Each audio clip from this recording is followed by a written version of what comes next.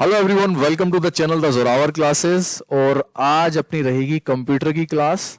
ये हमारी second class होगी कंप्यूटर की। पहले एक क्लास हो चुकी है जिसमें मैं आपको टॉप 20 क्वेश्चंस करा चुका हूं। उसको टॉप 20 क्यों बोल रहा हूं मैं?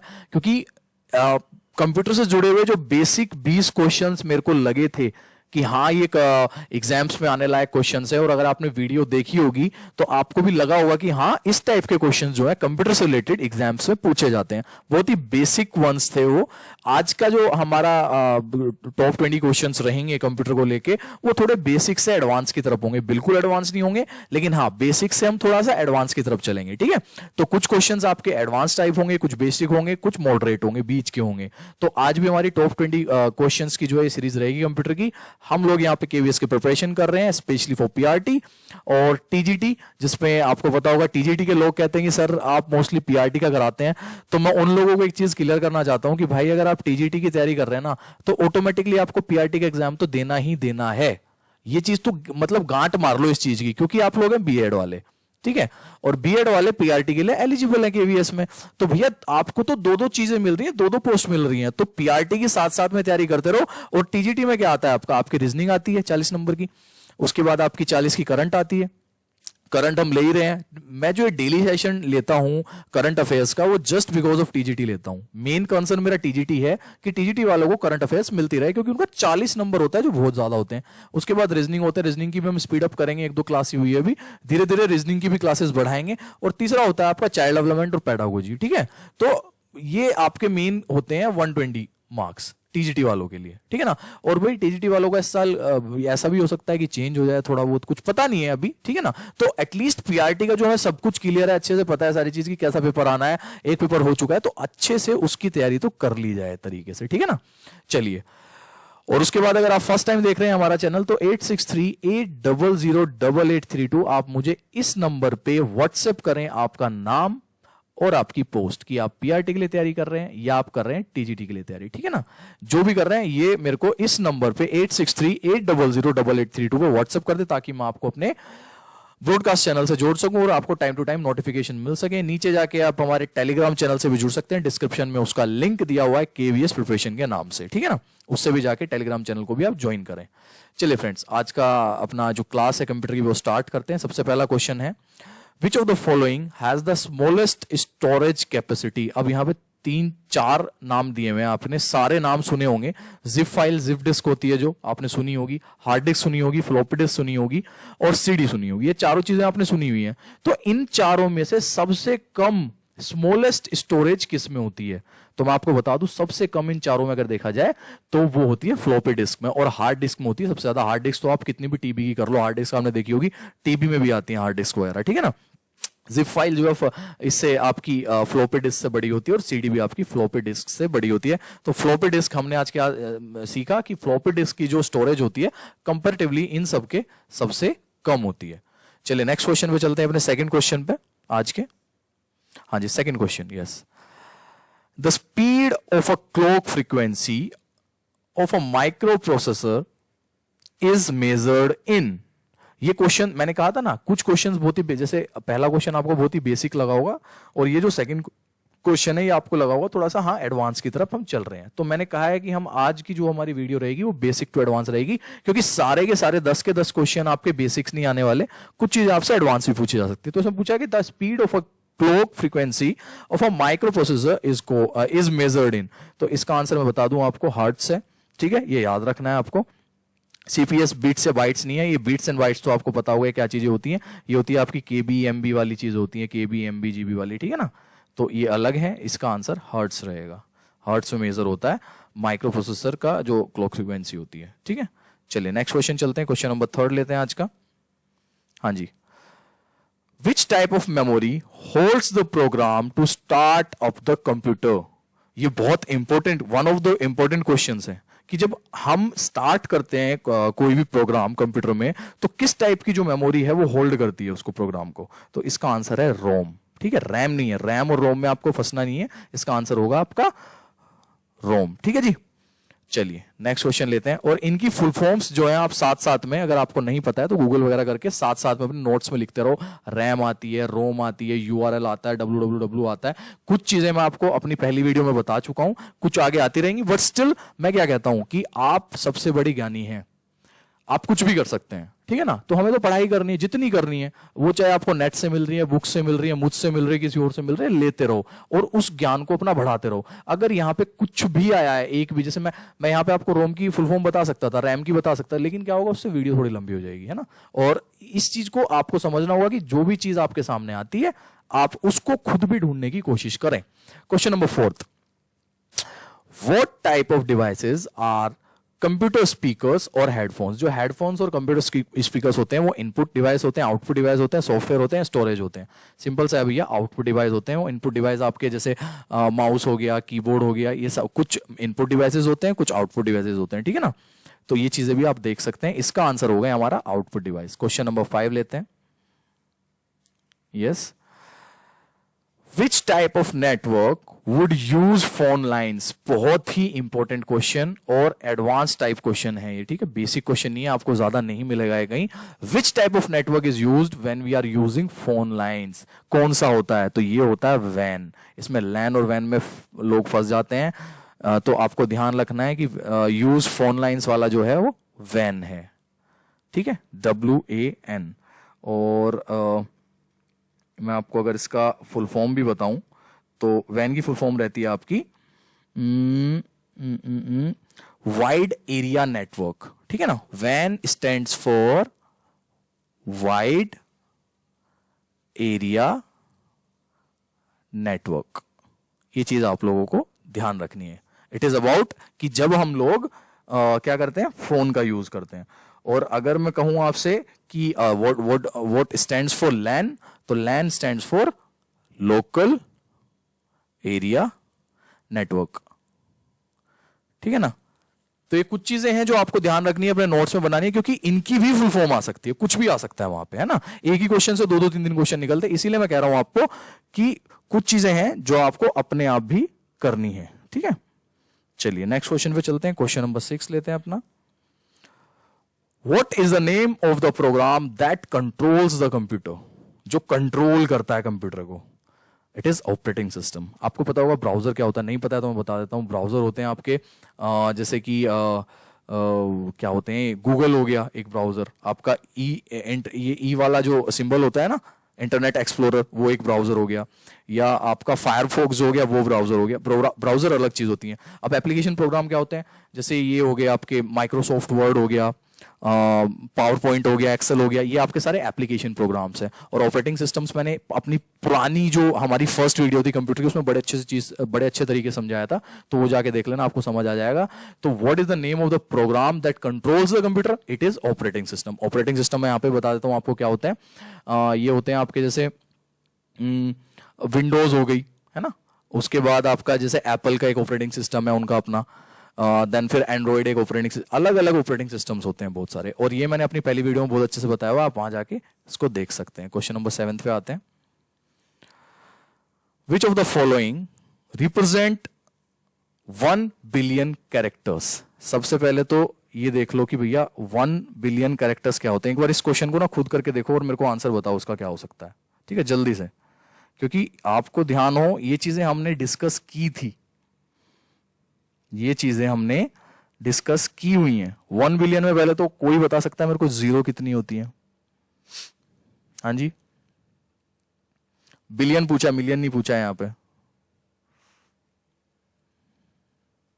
Yes, they are right, they are 9 zeros in billion. अच्छा एक चीज मैं आपको बता दूं यहां पे साथ साथ में, जहां पे बिलियन होती है वहां पे 9 zeros होती हैं, ठीक है।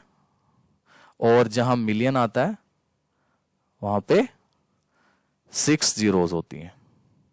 तो एक चीज समझ लो कि 9 बिलियन को हम क्या कहते हैं, बिलियन को अगर 9 zeros होंगी तो बिलियन को क्या कहेंगे हम? 100 करोड़, क्योंकि 100 तो यही हो गया और उसके बाद 7 जीरो, 4 5 6 7, ठीक है। और मिलियन को क्या कहेंगे हम? 10 लाख। क्यों कहेंगे 10 लाख? क्योंकि 5 तो लाख पे आ गई और 10 ये हो गया, सही है ना। तो ये चीज ध्यान रखनी है, मिलियन जो होते हैं वो 10 लाख होते हैं 1 मिलियन सब्सक्राइबर हो गए, यूट्यूबर्स मोस्टली ये चीज होती है, और बिलियन में 100 करोड़ होते हैं।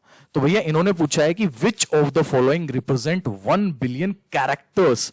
1 बिलियन कैरेक्टर्स मतलब कि 100 करोड़ कैरेक्टर्स कौन रिप्रेजेंट करता है? आंसर दिया कुछ लोगों ने, गीगाबाइट, जीबी, इसका ध्यान रखना है, ठीक है ना। इसका आंसर गीगाबाइट है, जीबी है। जितने लोगों ने आंसर सही दिया है अच्छी बात है। उसके बाद आते हैं जी क्वेश्चन नंबर 8 पे। Dot matrix is a type of, simple बता देता हूं, प्रिंटर का एक टाइप होता है डॉट मैट्रिक्स, ज्यादा इसमें समझने की जरूरत नहीं है, एक सिंपल सा कंटेंट वाला क्वेश्चन था। क्वेश्चन नंबर 9 पे आते हैं। A bar code reader is an example of, bar code reader. अब बार कोड रीडर क्या होता है? आपने देखा होगा कि बार कोड होते हैं, जैसे आप फोन पे वगैरह आजकल पेमेंट करते हैं ना, तो बार कोड को स्कैन करके करते हैं। बार कोड को आप बार कोड पे अपना फोन लगाते हैं और उसके बाद वो पेमेंट का आ जाता है कि हाँ भाई इसको होनी है, इसको होनी है। कुछ लोग समझ पा रहे होंगे जिन लोगों ने की है, कुछ ऐसा ऐसा होता है ना, ऐसा एक बॉक्स बना होता है जिसमें ऐसे ऐसे कुछ कैरेक्टर्स बने होते हैं, दैट इज बार कोड। अब है क्या कि बार कोड स्कैनर जो बार कोड रीडर होता है इज एन एग्जाम्पल ऑफ, ये क्या है इसका आंसर? तो ये इनपुट डिवाइस होता है, आउटपुट डिवाइस नहीं होता है। जो बारकोड रीडर होता है वो एक इनपुट डिवाइस होता है, ठीक है। चलिए नेक्स्ट क्वेश्चन चलते हैं। Question number 10। What is the major feature of the www world wide web that makes it simple to learn and use? ठीक है, इसका आंसर होगा आपका डाटाबेस इंटरफेस। कि इन्होंने पूछा what is the major feature of, मतलब कि सबसे मेन फीचर क्या है www जब हम यूज करते हैं कोई भी चीज को सिंपल तरीके से समझना और उसको यूज करना, ठीक है ना। तो ये डाटाबेस इंटरफेस हो जाता है उसका, ग्राफिकल, और ये ग्राफिकल यूजर इंटरफेस और टेक्स्ट इंटरफेस नहीं होगा इसका, पॉइंट टू पॉइंट प्रोटोकॉल वगैरह ये नहीं होगा। तो सिंपल सा ध्यान रखना है कि जो www हम यूज करते हैं ये डाटा इंटरबेस इंटरफेस के लिए यूज किया जाता है। नेक्स्ट क्वेश्चन पे आते हैं, क्वेश्चन नंबर 11। हाँ जी, क्वेश्चन नंबर 11 ले लेते हैं अपना फटाफट। Which of the following represent the fastest data transmission speed? अब इनमें से आपने सुना होगा कि भाई तेरी स्पीड केबीपीएस में आ रही है, जीबीपीएस, मतलब आपने सुनी होगी इस चीज कि जब हमारा फोन जो है कम स्पीड में काम करना शुरू कर देता है तो कुछ लोगों के ऊपर फोन में आता, लिखा हुआ आता है केबीपीएस की स्पीड आ रही है, एमबीपीएस की स्पीड आ रही है, फलाने की स्पीड आ रही है। तो इनमें से पूछा कि सबसे तेज इनमें से कौन सा है, तो सबसे तेज मैं बता दूं आपको जीबीपीएस होता है। जीबीपीएस के बाद आपका एमबीपीएस होता है, फिर केबीपीएस होता है, फिर बीपीएस कुछ होता ही नहीं है, ठीक है। ये चीज ध्यान रखनी है, जीबीपीएस सबसे ज्यादा होता है, फिर एमबीपीएस, फिर केबीपीएस। ओके चलिए, और ये होता है जीबी पर सेकंड, इतना पर सेकंड चल रहा है, मतलब कि पर सेकंड में 1 जीबी डाउनलोड हो रहा है, पर सेकंड में 1 केबी डाउनलोड हो रहा है, पर सेकंड में 1 एमबी डाउनलोड हो रहा है या अपलोड हो रहा है, जो भी उसकी अपलोड और डाउनलोडिंग स्पीड अलग अलग तरीके से होती है। क्वेश्चन नंबर 12 लेते हैं। Again a very important question, बहुत ही कम देखने को मिलेगा। The capacity of 3.5 inch floppy disk is, कितनी कैपेसिटी होती है 3.5 इंच फ्लॉपी डिस्क में? 1.00 MB, 1.44 GB, 1.40 GB या 1.44 MB? तो इसका आंसर होगा आपका 1.44 MB ओनली, ठीक है। याद रखना है, अपने नोट्स में अच्छे से लिख लो। Question number 13। जी हाँ, which of the following refers to the fastest, biggest and most expensive computers in the world? They are super computers. Simple सा एक आंसर है इसका, याद रखना है कि fastest, biggest and most expensive computers in the world are super computers, not notebook, laptops or personal computer. It is super computers. Question number 14th. The process of a computer receiving information from a server on the internet is known as, समझना फिर से कि process of a computer, कौन सा एक process है computer का जो रिसीव करता है information from a server of internet. Internet server जो चलता है, इंटरनेट जो हम चलाते हैं एक सर्वर के थ्रू चलता है वो, तो वहां से रिसीव करने वाली कौन सा ऐसा प्रोसेस होता है जो कंप्यूटर कर रहा होता है रिसीव, वो होती है आपकी डाउनलोडिंग, ठीक है। इसका आंसर डाउनलोड होगा। हम कोई भी चीज डाउनलोड करते हैं तो वो चीज वो रिसीव कर रहा होता है और डाउनलोड कर लेता है कंप्यूटर खुद इंटरनेट सोर्सेज से। देन उसके बाद आता है the rectangular area of a screen, of the screen that displays a program, data और any information is called, it is a window. Okay, ये एक विंडो होती है। अब मैं बताता हूं आपको, ये कहना चाह रहे हैं कि आपके स्क्रीन पे ना ऐसे एक रेक्टेंगुलर दिखाई देता है। आप लैपटॉप खोलेंगे, कुछ भी कंप्यूटर खोलेंगे, मॉनिटर, वो रेक्टेंगुलर शेप में होता है। तो उसमें जो भी चीजें होती हैं, आपकी इन्फॉर्मेशन होती है, आपके प्रोग्राम जो भी चल रहा होता है, आपका कोई भी डाटा होता है, तो उसको क्या कहते हैं? उसको कहते हैं विंडो। इस चीज को ध्यान रखना है, ठीक है ना। विंडो होती है। और कोई भी, अगर जैसे आप क्या कहते हैं, माइक्रोसॉफ्ट वर्ड खोल रहे हैं, वो एक विंडो होगी। आप पावर पॉइंट खोल रहे हैं, वो एक विंडो होगी। आप कोई मूवी देख रहे हैं, वो एक विंडो होगी। तो ये सारी चीजें जितनी भी होती हैं, हम लैपटॉप में या कंप्यूटर में काम करते हैं, वो विंडोज होती हैं सारी, ठीक है ना। उसके बाद ब्राउजर खोलेंगे, अगर गूगल वगैरह खोला हुआ आपने, तो वो ब्राउजर हो जाएंगे अलग अलग, ठीक है। ये चीज हमें ध्यान रखनी है। चलिए नेक्स्ट क्वेश्चन पे आते हैं। तो अब जो लोग कंप्यूटर यूज करते हैं पहले से, उन लोगों के लिए ये चीजें बहुत इजी हैं। लेकिन जिन लोगों ने कंप्यूटर यूज नहीं किया है और वो थोड़े से अनकंफर्टेबल होते हैं कंप्यूटर को यूज करने में, तो उन लोगों के लिए थोड़ी प्रॉब्लम यहाँ पे हो सकती है समझने में, ठीक है ना। तो भाई केवीएस ने जब ही 10 नंबर का दे दिया, क्योंकि क्या कहते हैं, केवीएस में बहुत काम होता है कंप्यूटर पे। आपको सारा मोस्टली काम एक्सेल्स फॉर वर्ड में ही करना होता है, आपको पावर पॉइंट्स बनानी होती है बच्चों को पढ़ाने के लिए। तो इन्होंने इसीलिए इसको 10 नंबर का कर दिया कि जितने भी कैंडिडेट्स आए हमारे पास, जितने भी टीचर्स हैं, एटलीस्ट उन्हें कंप्यूटर की नॉलेज तो होनी चाहिए। हाँ जी, क्वेश्चन नंबर 16 आते हैं। An error is known as, मतलब एक एरर को हम और क्या कहते हैं, इसको बग भी कह सकते हैं, ठीक है। इसका आंसर डी है, सिंपल सा याद करो। बग जो है वो एक एरर ही होता है, उसको एरर को बग भी कहा जा सकता है। Question number 17, Microsoft word is an example of. मैंने अभी जस्ट ये चीज आपसे डिस्कस की है, अभी थोड़ी देर पहले मैंने आपको ये चीज बताई थी कि माइक्रोसॉफ्ट वर्ड जो है वो एक एप्लीकेशन सॉफ्टवेयर होता है। ऑपरेटिंग सिस्टम मैंने बता दिया था आपको क्या होता है, ठीक है। इनपुट डिवाइसेस आपको पता है, प्रोसेसिंग डिवाइस आप रहने दो, इसको छोड़ो। तो जितने भी माइक्रोसॉफ्ट वर्ड है, पावर पॉइंट है, एक्सेल है, फोटोशॉप है, ये सारे क्या हैं, ये एप्लीकेशन सॉफ्टवेयर्स हैं। तो इन चीजों को ध्यान रखना है, ठीक है। चलिए क्वेश्चन नंबर नेक्स्ट पे आते हैं। क्वेश्चन नंबर 18 पे आते हैं अपने। A series of instructions that tells a computer what to do and how to do it is called. बहुत इंपॉर्टेंट क्वेश्चन है, again a very important question.